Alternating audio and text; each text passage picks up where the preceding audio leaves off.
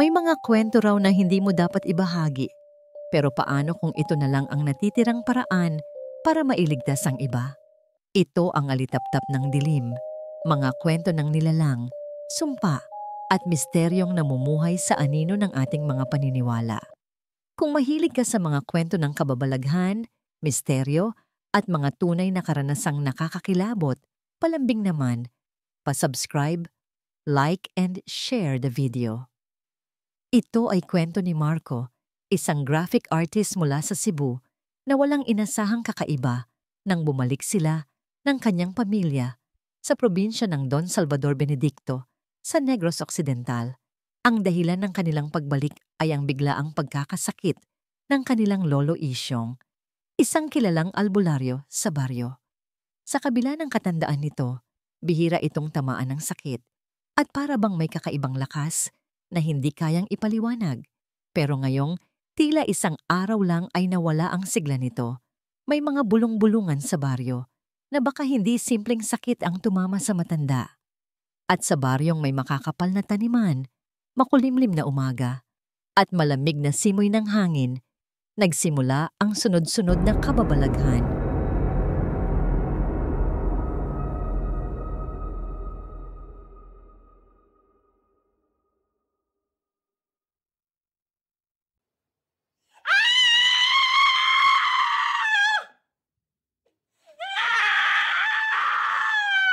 Sigaw!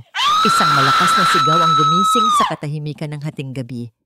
Sa gitna ng malamig na simoy ng hangin at makapal na hamog sa Don Salvador, isang dalagang pawisan at walang saplot sa paa ang tumatakbo sa kalsada. Pilit na iniiwasan ang mga aninong hindi nakikita ng iba. Ang mga mata niya'y dilat na dilat, puno ng takot, habang paulit-ulit siyang sumisigaw. Huwag kang lalapit! Huwag kang lalapit! Nandyan siya! Nandyan siya! Sa kanyang paningin, isang matandang babae ang nakalutang sa ere. Nakasuot ng lumang palda, may mahabang buhok na parang sinlamig ng bangkay at mga matang pulang-pula na tila lumalagablab sa dilim. Nakangiti ito habang unti-unting lumalapit, animoy walang bigat ang katawan, kasabay ng mga insekto't bulong na hindi maintindihan. Tahimik ang biyahe. Si Marco na sanay sa lungsod ay abala sa pag-aayos ng laptop at kagamitan. Sinabi ng kanyang ina na may internet naman sa bahay ng tita nila, kaya't maaari pa rin siyang magtrabaho habang nasa probinsya. Opo ma, okay lang naman kasi magagawa ko naman lakat ng mga deadlines ko basta lang may internet. And pagkatapos ma, pwede rin akong mag-file ng vacation leave na muna kung kailangan. Sige anak, mas maigi nga yan. At para kahit paano makakapahinga ka naman, hindi puro trabaho na lang ang inaasikaso mo anak.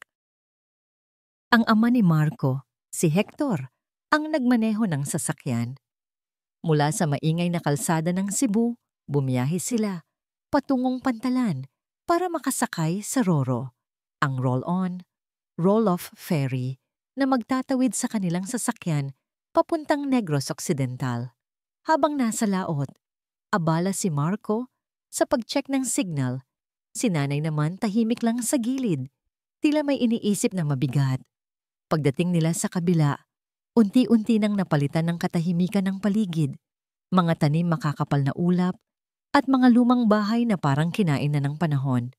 Sa bawat kilometro ng kanilang pag-akyat sa pazigzag na daan, lalo lang lumalamig ang hangin at ang tanawin, parang lalong lumalabo.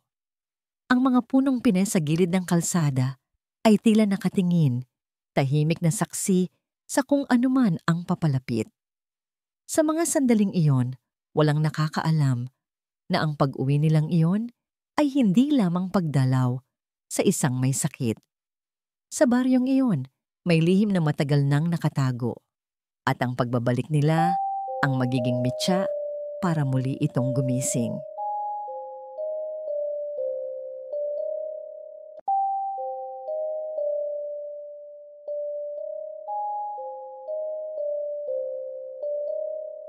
Pagsapit nila sa baryo, hapon na. Banayad ang hangin, malamig kahit may araw pa, at may amoy ang simoy na hindi maipaliwanag. Parang halong lupa. tuyong dahon at usok ng sinaunang kusina.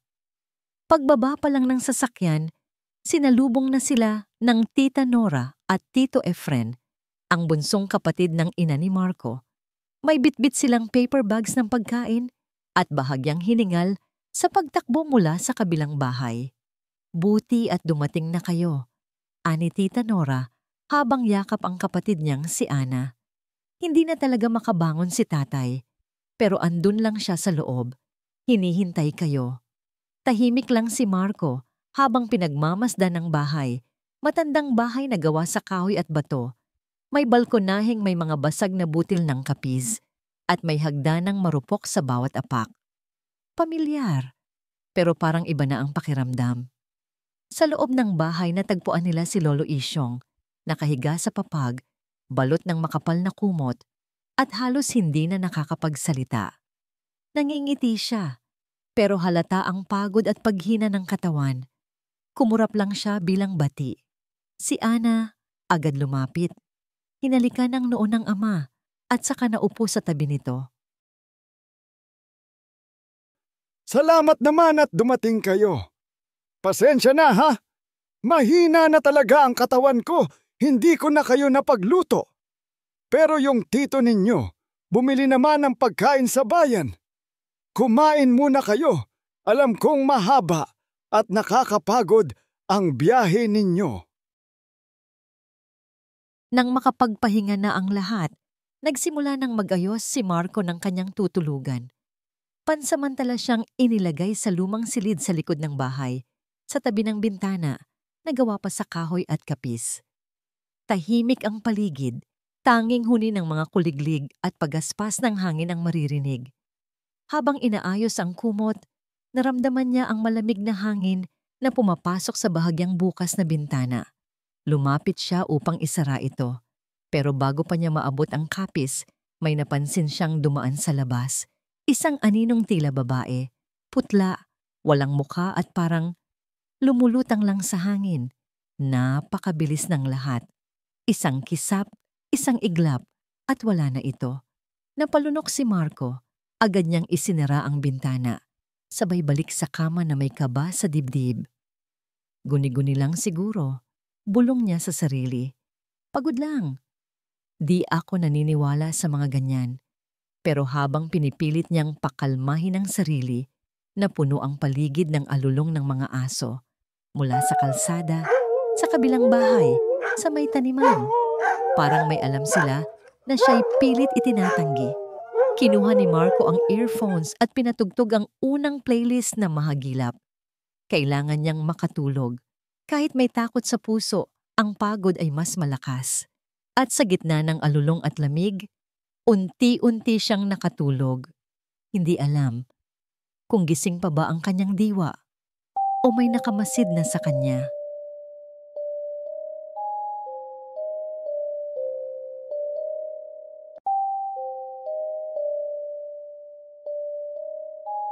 Maaga nagising si Marco kinabukasan. Tahimik pa ang bahay at ang amoy ng pinakuluang dahon at lumang lana ay nanatili sa silid. Gusto lang niyang makahinga. Kaya bumaba siya, nag-inat, at lumabas sa bakuran. Sa labas, sinalubong siya ng malamig na simoy at ng amoy ng bagong dilig na halaman. Doon niya naabutan si Aling Elsa, ang kanilang kapitbahay. Nakasando, may hawak na tabo, at todo linis ng paso, habang tila abalang-abala rin sa pagmamasid. Ay, ikaw siguro si Marco, no? Apo ni Isyong. Abay, ang laki mo na pala. Opo, sagot ni Marco, magalang. Kamusta po? Ay naku, eto buhay baryo. Dati kayong pinapakilala ng nanay mo, kaklase ko yun nung high school. Ikaw daw yung bata na laging may baong drawing-drawing. Alam mo, yung sekretarya sa barangay, si Marites, kababata mo yun. Ay naku, kung alam mo lang, may kalibin na sundalo pero iba ang ka-text gabi-gabi. Tumawa si Aling Elsa, malutong, habang patuloy ang pagdidilig na parang may kasamang sayaw. Tila pala kaibigang tsismosa. Mabilis magsalita, Mabilis tumawa, parang hindi nauubusan ng kwento. Napangiti si Marco habang nakikinig. Hindi niya maintindihan kung nakakatawa o nakakailang, may aliw sa mga kwento ni Aling Elsa. Pero may kung anong sa tono ng tawa niya na hindi maipaliwanag. Parang masyadong pilit ang ngiti. Parang hindi lahat ng sinasabi niya ay para sa katuwaan lang. Biglang naputol ang usapan. May sigawan sa kalsada, mga yapak na nagmamadali, mga tinig na nangingibabaw sa katahimikan ng umaga. May patay! May patay daw! Diyos ko! Sinong patay? Napalingon si Aling Elsa. Agad niyang isinara ang gripo, hinubad ang tsinelas, at halos takbuhin ang direksyon ng ingay. Tingnan natin, Marco. Halika. Hindi na rin napigilan ni Marco ang sarili. May kutob sa dibdib, pero may parte sa kanya ang na-curious sa gulo.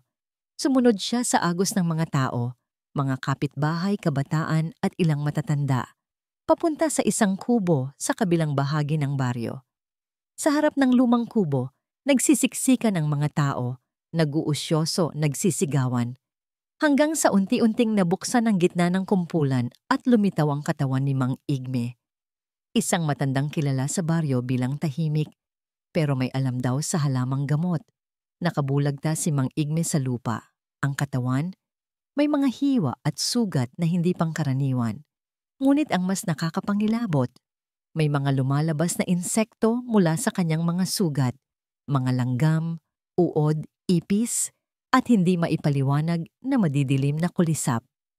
Ang suka sa gilid ng kanyang bibig ay hindi normal. Kulay kulaw itim, malapot, at may halong gumagapang na mga bagay. Walang nagsasalita. Lahat ay takot, nangingilabot. Si Marco hindi makagalaw. Sa gitna ng kaguluhan sa harap ng kubo, biglang dumating si Kapitan Tiago. Nakasombrero pa at may dalang radyo. Ano ang nangyayari dito? Huwag kayong magkalat. Umayos kayo. Pero ang boses niya ay masyadong mapilit. Halatang hindi gulat sa nakita. Nang makita niya ang bangkay ni Mang Igme, parang saglit lang siyang napatigil. Pero agad ding iniwas ang tingin. May bumulong sa gilid ni Marco. Hindi ba't matagal na silang may alitan niyan tungkol sa lupa? Isa pang bulong ang kanyang nasagap habang dumarami ang mga tao. Si Tiago, galing daw sa lahi ng mga manlalason. Kaya kahit kapitan siya, may takot pa rin ang mga tao sa kanya. Hindi lang dahil makapangyarihan, kundi dahil may kasaysayan daw ng sumpa ang pamilya nila. Napatingin si Marco kay Kapitan Tiago. Hindi naman ito mukhang kakaiba, pero may kung anong malamig sa kilos, parang may hinahawakang sikreto sa likod ng bawat utos at bawat tingin.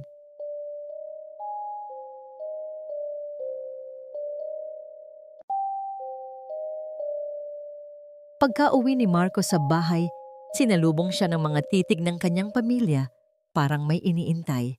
Pagkarating pa lang niya sa pintuan, agad siyang hinila ni Tita Nora papasok. Galing ka ba kay Elsa? Sinamahan mo siya doon? Opo. May gulo kasi. May patay, si Mang Igme. Bakit ka sumama sa kanya, Marco? Bulalas ni Tita Nora, hindi maitago ang pagkairita at takot. Huwag ka masyadong makipaglapit dyan. Mabait siya kung titignan, oo. Pero hindi mo alam ang kasaysayan dito. Pero mabait naman siya, tita. Tsismosa lang po. Sagot naman ni Marco. Umiling si Tita Nora. Dalawa lang ang may galit kay Mang Igme sa baryo na to.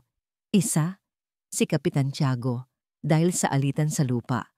At isa pa, si Aling Elsa, kasi minsan, harapan siyang tinawag ni Mang Igme na manghihiwit. Manghihiwit po, tanong ni Marco. Tahimik ang buong sala. Nandoon si Tito Efren, si Nanay Ana at maging si Tatay Hector. Lahat ay tahimik, hanggang sa biglang nagsalita si Lolo Isyong. Barang ang nangyayari. Malakas siya kung natalo niya ang mga pangontra ni Igme. Barang ito ng taong isinumpa.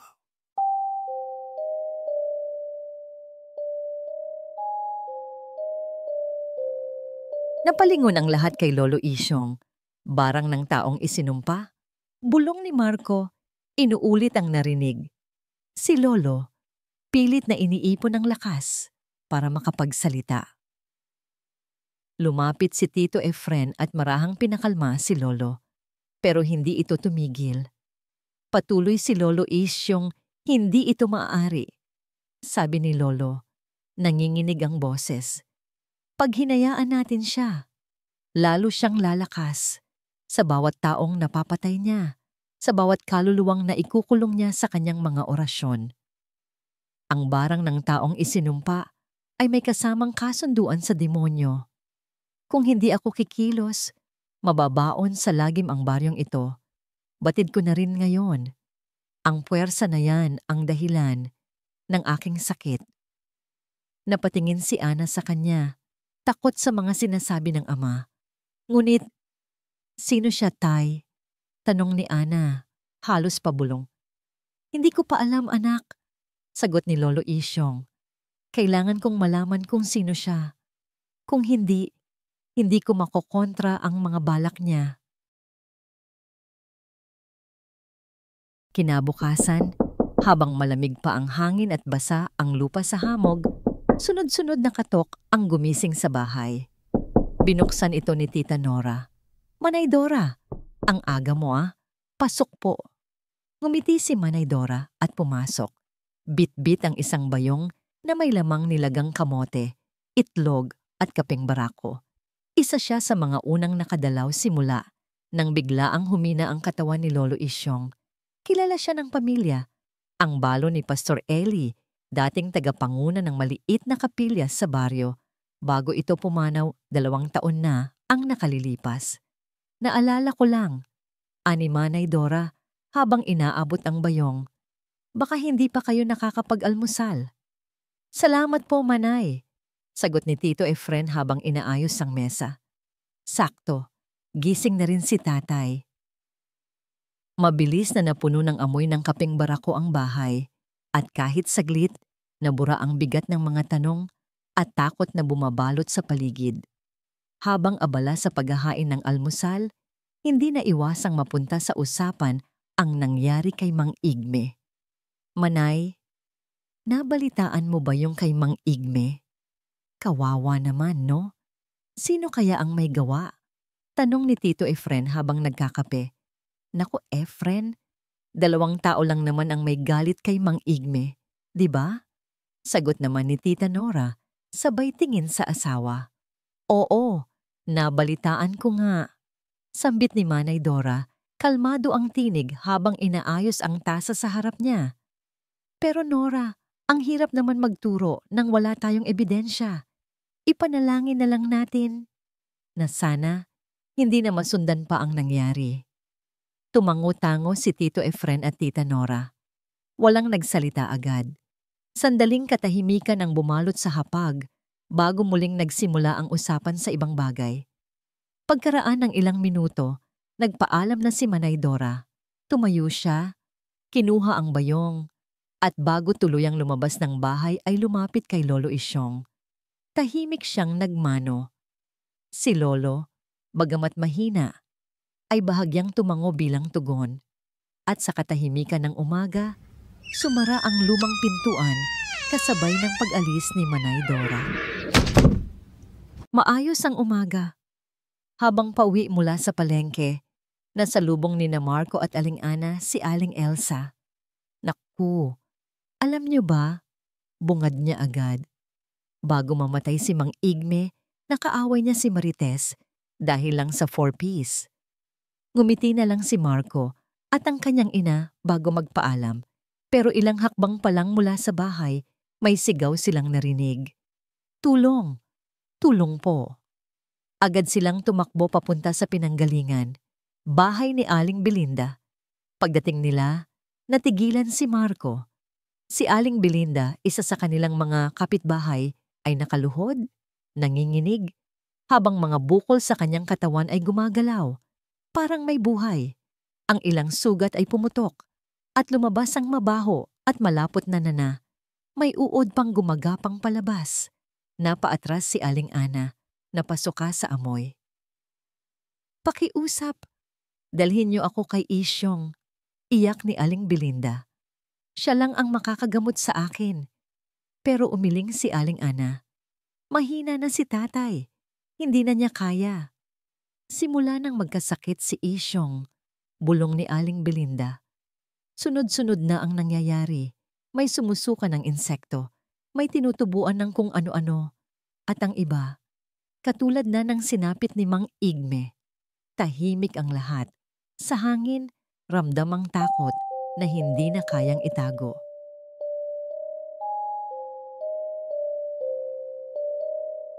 Kinagabihan, nagsimula na namang kumulo ang langit. Sa labas ng bahay nag-aalulong ang mga aso.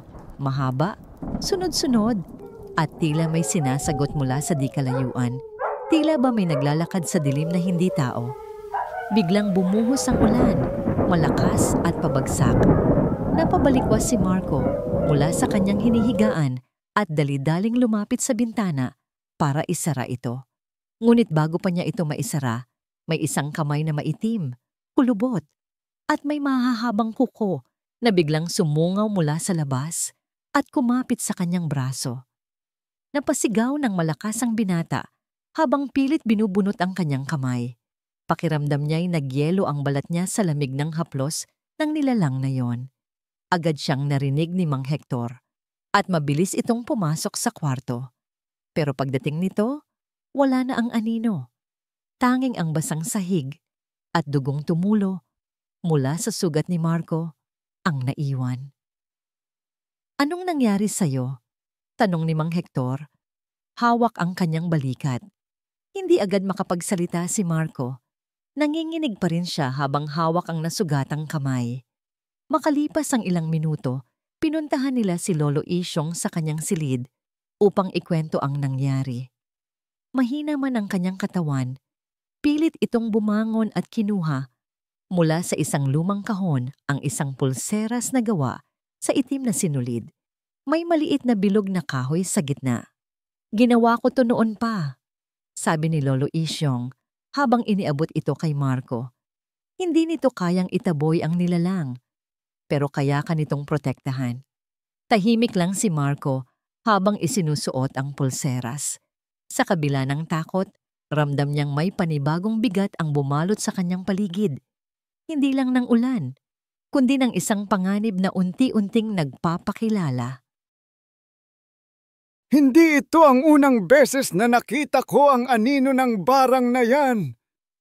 May isang gabi, matagal na. May mukha akong nakita sa dilim. Hindi ko man maalala ang pangalan, pero ramdam ko.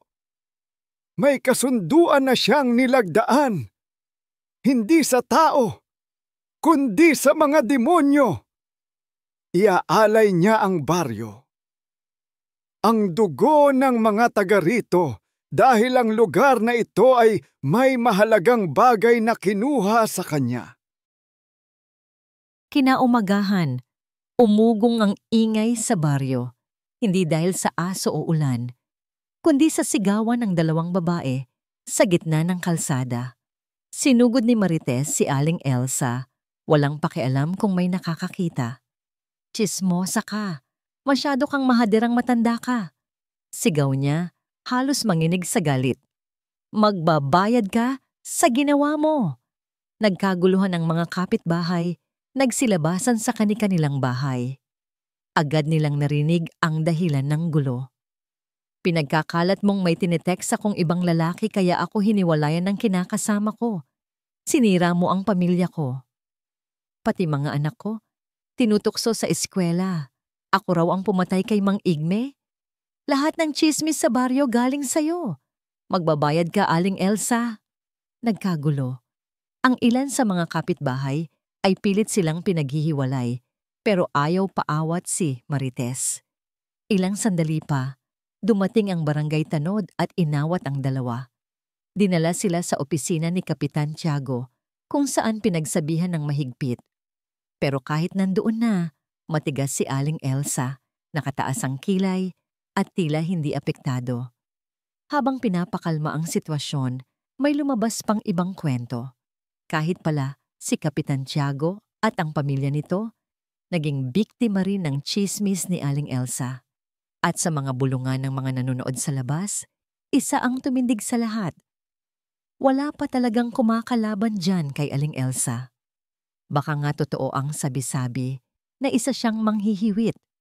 O baka mangkukulam talaga. Sa opisina ng barangay, hindi maitago ang inis ni Kapitan Tiago. Pagod na sa sigawan at palitan ng akusasyon, mahigpit ang tono ng kanyang salita habang pinagsasabihan ang dalawang babae sa kanyang harap.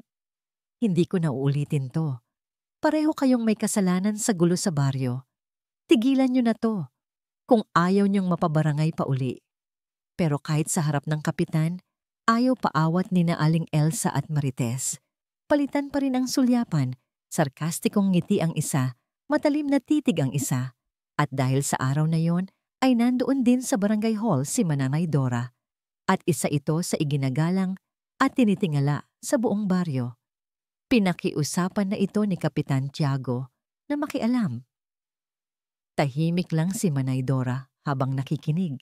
Nang pumayag, lumapit siya sa dalawang babae at kinausap ng mahinahon. Sa kabutihang palad, napakalma niya si Aling Elsa. Hindi man nagsalita, bumaba ang balikat nito at parang nawala ang tensyon sa kanyang mukha. Si Marites, gayunman, ay hindi pa rin nagpaawat. Matigas ang titig nito kay Aling Elsa habang paalis na ang huli. Magbabayad ka, bulong niya, halos hindi marinig. Magbabayad ka sa lahat ng ginawa mong tsismis. Kalaunan, tumayo si Manay Dora at sinamahan na si Aling Elsa pauwi sa bahay nito. Tahimik ang dalawa habang naglalakad sa ilalim ng araw. Habang ang mga tao sa paligid ay nagkakatinginan lang. Walang nagsasalita, pero halatang may kanya-kanyang hinala.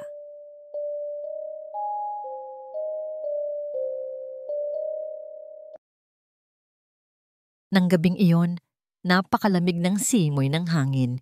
Hindi lang malamig, kundi nanunuot sa laman. Parang may presensyang hindi mo nakikita, pero alam mong naroon. Tahimik na binabalot ang buong baryo. Maaga pa lang, nagsara na ng mga bintana at pinto sina Tito Efren, Tatay Hector at Marco. Walang gustong maulit ang nangyari nung nakaraang gabi. Kinaumagahan, habang nagbibiyak ng mga kahoy sa bakuran, napansin ni na Tito Efren at Tatay Hector ang kakaibang kilos sa kabilang bakod. Si Aling Elsa, nakaupo sa lupa, namimilipit at walang tigil sa pagsusuka. Nilapitan agad nila ito para tulungan. Napatigil sila sa gulat at kilabot.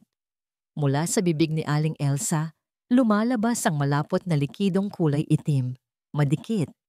Parang langis na sunog. Pero hindi iyon ang pinakamasahol. Kasabay ng likido, naglabasan ng malalaking langaw, mga bangaw sa kanyang bunganga. Ang balat sa kanyang mga braso ay nagtutubig, parang nalapnos, habang siya'y walang tigil sa pangingisay at pag-iyak. Walang makalapit. Maging sina Tito Efren ay napatras. Diyos ko, anong nangyayari? Sambit ni Tito Efren habang napaatras sa takot. Agad siyang tumakbo papunta sa barangay hall upang humingi ng tulong. Samantala, si Tatay Hector ay dali-daling umuwi. Halos hindi makapagsalita sa pagkabigla. Agad siyang lumapit sa silid ni Lolo Isyong. Tay, si Aling Elsa. May lumalabas sa bibig niya. Itim na likido, bangaw. Parang nilalagnat pero mas malala. Nalalapnos ang balat niya. Mahina ngunit biglang bumukas ang mga mata ni Lolo Isyong. Inuubos na niya ang baryo. Kailangan ko nang gumawa ng paraan. Kung hindi, wala nang matitira. Marco, Apo, lumapit ka rito. May ipapakuha ako sa'yo. Lumapit agad si Marco sa kanyang lolo nang marinig ang utos nito. Bahagyang nanghihina si Lolo Isyong, pero matatag pa rin ang kanyang tinig. Apo, pumunta ka sa likuran, sabi nito. Doon sa ilalim ng punong santol. Maghukay ka hanggang makita mo ang isang lumang baul. Dalhin mo ito sa akin. Nakaselyo iyon at ang orasyong ako lang ang nakakaalam ang makakapagbukas nito. Sige po, Lo, sagot naman ni Marco, agad na tumango. Ngunit hindi niya naiwasang magtanong, ano po ba ang laman ng baul na yon? Tahimik muna si Lolo Isyong bago sumagot.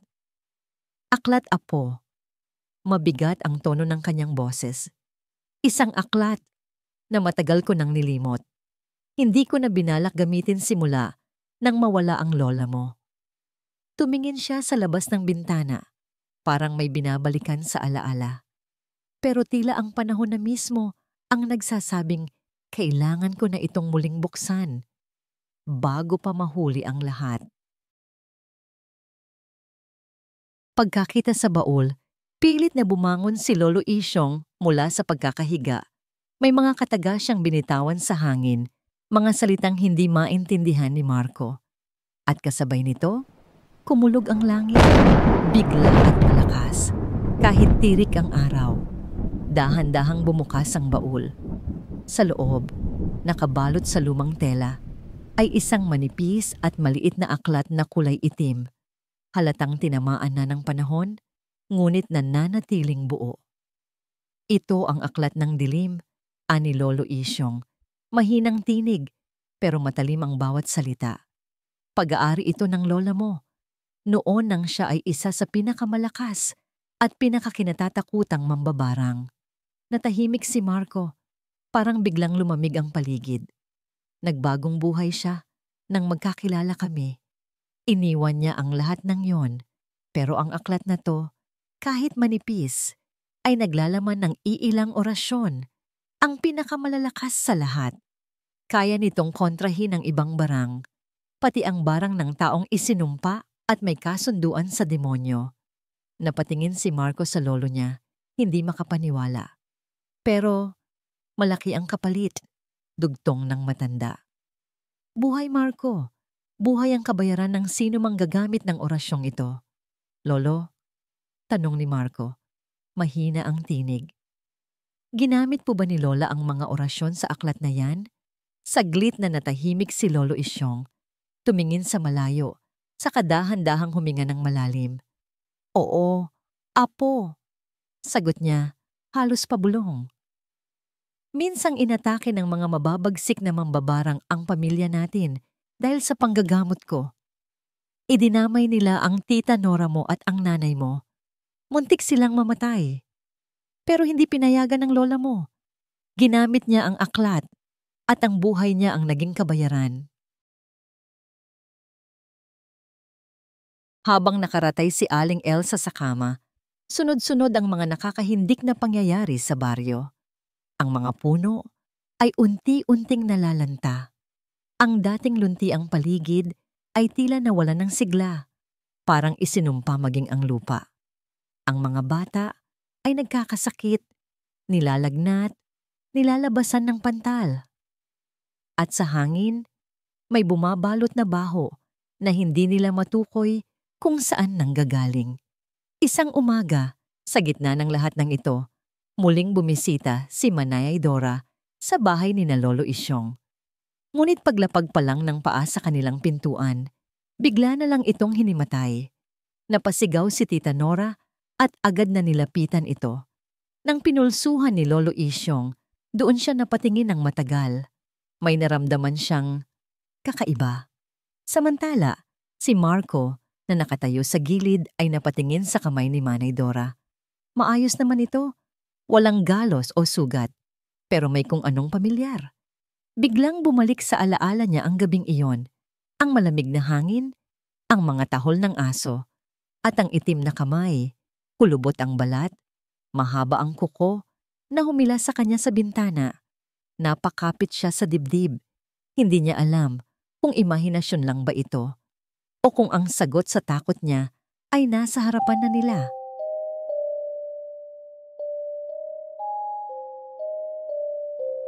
Nagkamalay naman agad ang ginang at bigla itong tumayo. Parang walang nangyari. Binalot niya ang sarili ng suot niyang balabal at sa malamig na tinig ay nagpaalam na aalis na muna siya. Habang nasa loob ng bahay, tahimik na tumungo si Lolo Isyong sa kanyang silid. Kita sa mukha niya ang bigat ng iniisip. Agad niyang kinuha ang itim na aklat mula sa ilalim ng kama. Hawak ito na parang may dalang mabigat na kapalaran. Sinundan siya ni Marco, may halong kaba at tanong sa mga mata. Pati sina Tita Nora at Tito Efren ay hindi maitago ang pagkalito. Tila ba mas dumarami ang tanong kaysa sagot sa mga nangyayari. Si Dora. Siya ang isinumpang mambabarang. At ngayong batid na niya na alam ko na ang totoo, tiyak! Ibubuhos na niya ang pinakamalakas niyang barang at sumpa. Maghanda kayong lahat. Pagsapit ng 3:00 ng umaga, doon niya isasagawa ang ritual. Ito ang oras na pinakamalakas ang mga itim na kapangyarihan. Kapangyarihang galing sa dilim at sa dyablo mismo. Sa oras ding iyon, papakawalan ko ang orasyon na inusal ng iyong yumaong lola. Ang tanging panlaban para mapigilan ang balak ni Dora. Tahimik ang lahat. Biglang nagsalita si Marco. May kaba sa tinig. Pero Lolo, ang orasyon na yon, ang kapalit ay buhay mo. Umiling-iling si Tita Nora, umiiyak na. Pati si Aling Ana, hindi alam kung ano ang mararamdaman, galit, lungkot o takot. Ngunit sa gitna ng katahimikan, muling nagsalita si Lolo Isyong. Mahina, ngunit matatag ang tinig. May dahilan, mga anak, kung bakit iniwan ng nanay niyo sa akin ang aklat na ito. At ito na yon. Ito ang pagmamahal ng isang magulang. Gaya ng ginawa ng nanay niyo noon, handa rin akong ialay ang buhay ko para sa inyo. Mas lalo pang tumulo ang luha ni Tita Nora at ni Aling Ana. Pero Tay, tanong ni Tito Efren, paano naging si Manay Dora? Matagal na natin siyang kilala. Kung siya ang mambabarang, paano siya nakakapasok sa bahay natin? Di ba't protektado tayo ng mga orasyon at pangontra mo? Tumango si Lolo. Mabigat ang sagot. Oo anak, pero humina ako. Dahil nagtitiwala ako kay Dora, hindi ko naramdaman ang presensya ng dilim sa kanya.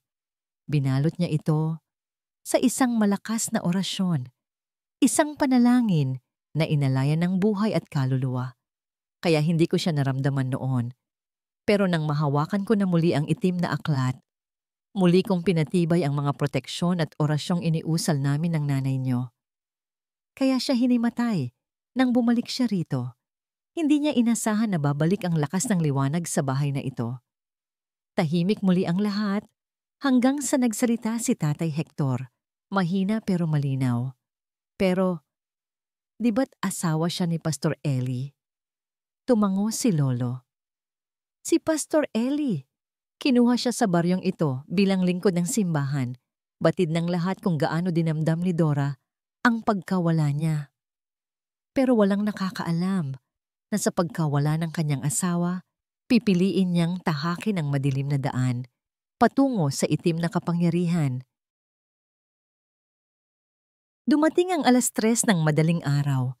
Tahimik ang buong bahay. Pero hindi mapakali ang bawat isa.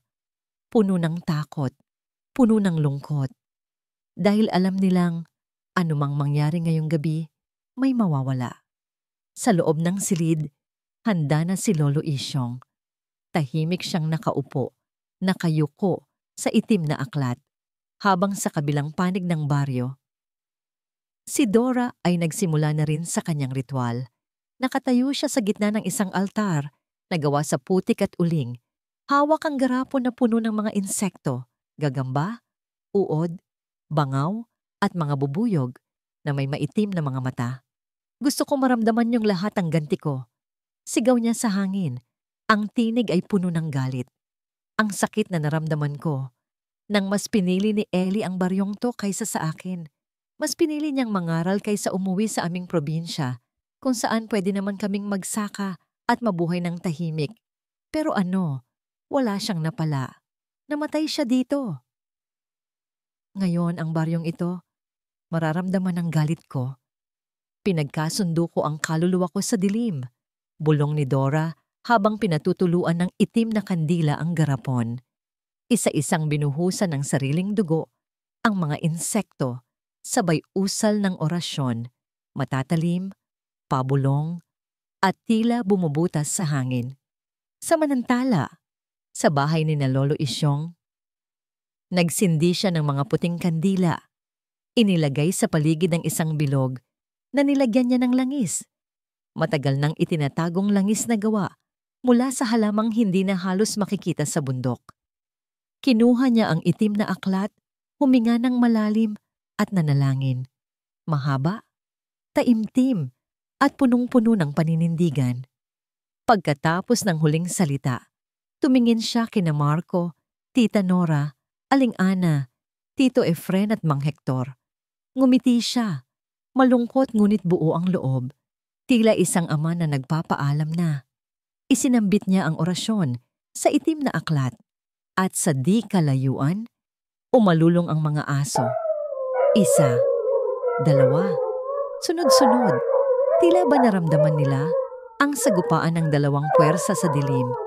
Kasabay nito ay bumuhos ang malakas na ulan na tila ba nilinis ang paligid.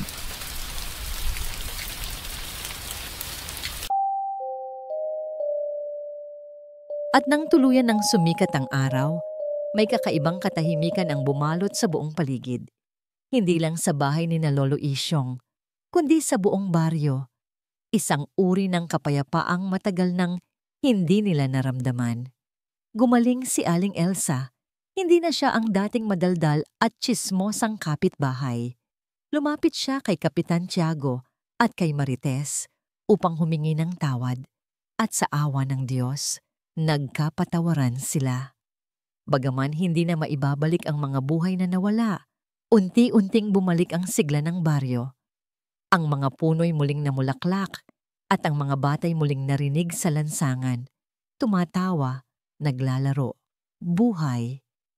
Nalaman ng buong baryo ang buong katotohanan at sama-sama silang nagdasal ng may pasasalamat para sa kaluluwa ni Lolo Isyong, ang matandang albularyong hindi lang ginamot ang may sakit, kundi isinakripisyo ang sarili para sa lahat. Sa gitna ng katahimikan, narinig ng ilan ang banayad na ihip ng hangin at sa kanilang isipan, tila tinig ni Lolo Isyong ang bumubulong. Hanggat may liwanag sa puso ng tao, hindi kailanman magtatagumpay ang dilim.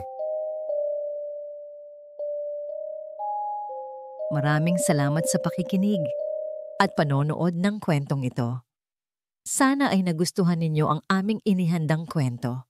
Huwag kalimutang i-like, mag-subscribe at i-share ang video na ito para patuloy pa kaming makalikha ng mga bagong kwentong kababalaghan para sa inyo.